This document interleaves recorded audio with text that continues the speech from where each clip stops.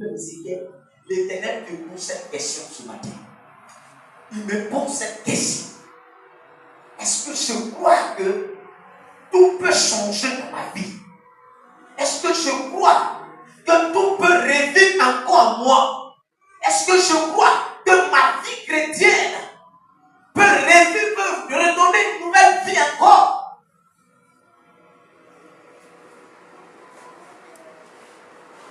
Alléluia. Parce que pour que tu témoignes de ton Dieu, il y a eu quelque chose qui s'est passé dans ta vie. Il y a eu un changement, il y a eu une transformation. Cette transformation vient te faire sortir de quelque chose. Et cela transforme ta vie. Il amène ta vie à une autre dimension. Il dit à Ézéchiel, crois-tu que ces ossements que tu vois là, où il n'y a pas de chair, où il n'y a rien, crois-tu que ces ossements-là peuvent avoir la vie? Est-ce qu'ils peuvent revivre encore? Bien-aimé, est-ce que crois-tu qu'aujourd'hui, ta vie chrétienne peut continuer? Est-ce que tu crois que l'Éternel peut t'emmener, peut faire de sorte que tu puisses demeurer jusqu'à la fin? Parce qu'aujourd'hui, on se pose la question, je suis devenu chrétien, je fais tout dans la maison de Dieu, je fais tant, je vais à l'église, je fais tant, oh, on me dit tant, on dit telle offrande, je fais, on dit telle chose, je fais. Mais ma vie est toujours même chose. Est-ce que je crois encore que ma situation va changer un jour?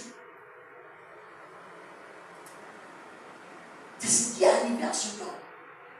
Il dit, ce que tu crois? Il dit oui. Il dit prophétise. Prophétise. C'est la vie, la parole de Dieu. La parole de Dieu en nous. La vie en nous.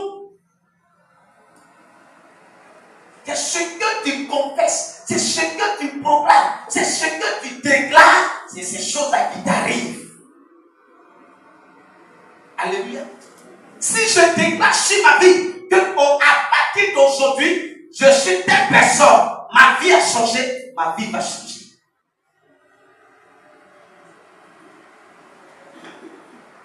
La parole, la bénédiction et la malédiction sont au pouvoir de ta langue. Qu'est-ce que tu proclames? Qu'est-ce que tu dis? Et Ézéchiel va commencer à proclamer sous l'ordre. Il croit-tu que telle chose peut vivre? Il dit oui. Il prophétise. Au verset 7, il dit, je prophétisais selon l'ordre que j'avais reçu. Et comme je prophétisais, il y eut un bruit. Et voici, il leur fait des nerfs. Il a dit, quand il dit le bruit, voici, il se fit un mouvement. Les eaux s'approchaient les uns des autres. Les eaux commençaient à s'approcher.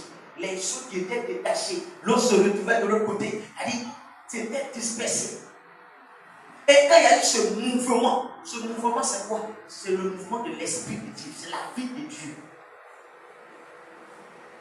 Alléluia. Quand Christ vient en toi, bien-aimé, il te rapproche de lui. Il te fait sortir de là et il te rapproche de ton Dieu. Et tu vis avec lui. Et lui, il vit avec toi. Ézéchiel savait que ces ossements-là vont revivre. Il a commencé à prophétiser selon l'esprit. Parce que quoi? Lui, il est esprit. Et l'esprit qui est Dieu va habiter en lui, va encore l'équiper afin de prophétiser pour que ces ossements-là viennent. Et la Bible, quand il a commencé à prophétiser, ces os ont commencé à se rapprocher l'un après l'autre, l'un après l'autre, l'un après l'autre. Alléluia. Alléluia. Qu'est-ce que Satan a dispersé dans ta vie? Quel est le désordre que Satan a semé dans ta vie? Est-ce que Satan n'a pas semé des désordres dans ta vie? Un homme vous dit, est-ce que ta vie n'est pas devenue ouïa?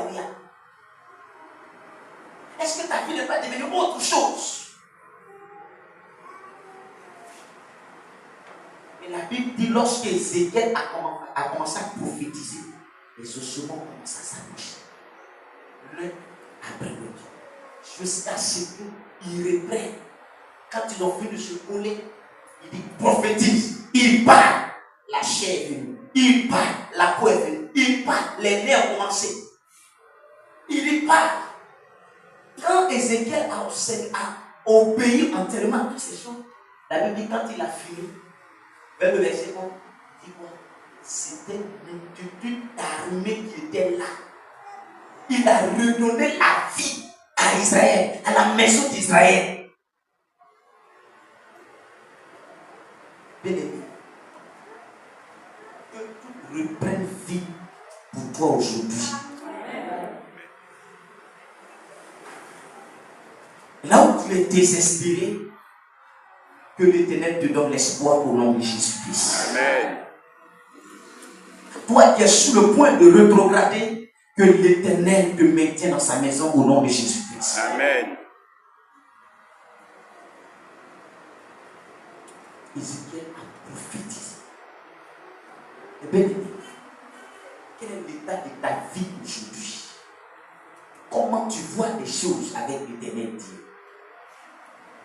L'Éternel veut te rapprocher de lui. Ézéchiel a prophétisé. Il a prophétisé qui était la vie de Dieu, qui était la parole de Dieu. Et ces ossements ont commencé à revivre, Le souffle a pris le contrôle. Bien-aimé, ne te décourage pas. Ne te décourage pas. La situation que tu es en train de traverser, s'il y a eu un début, il aura toujours une fin. Amen. Ce qui a commencé, tu vas terminer. Amen. Et la fin, comme la Bible dit, la fin d'une chose vaut mieux que son commencement. Et la fin de ces choses, bien-aimées, c'est que tu sois auprès de l'Éternel, ton Dieu, au dernier jour. Amen. C'est ça. Je suis en train de tout faire sur la terre. Mais après mon parcours sur cette terre, mon âme sera bout. Le reste de ma vie, bien-aimé, Dieu veut que après tout ce que nous avons fait sur cette terre, nous continuons à vivre avec lui au ciel. Amen. C'est pour le ciel, mes bien-aimés. La vie que l'Éternel a redonnée à cette maison d'Israël est que quoi? La maison d'Israël retourne à son Créateur. Obéisse entièrement à son Dieu. Et à vivre selon Dieu. Quand une maladie vient et que l'Éternel te guérit, c'est pour sa gloire. Amen. Il fait de là pour que cela soit un témoignage aux autres. Pour sauver des vies. Pour ressusciter des vies. Alléluia. Amen. C'est ça. L'Éternel a fait passer notre frère par là. Le ramener. Vous l'avez écouté, il a dit depuis 87. Il partait à l'église. Mais il jouait avec ça. Ce matin, je suis encouragé de ne plus jouer avec ta vie. Amen. Il faut prendre ta vie au sérieux. Prendre ta vie chrétienne au sérieux. Il faut marcher selon Dieu. Et si tu marches selon Dieu, ce que tu attends de Dieu, il le fera pour toi au nom de Jésus-Christ. Et que Dieu vous bénisse. Amen. Nous sommes bénis.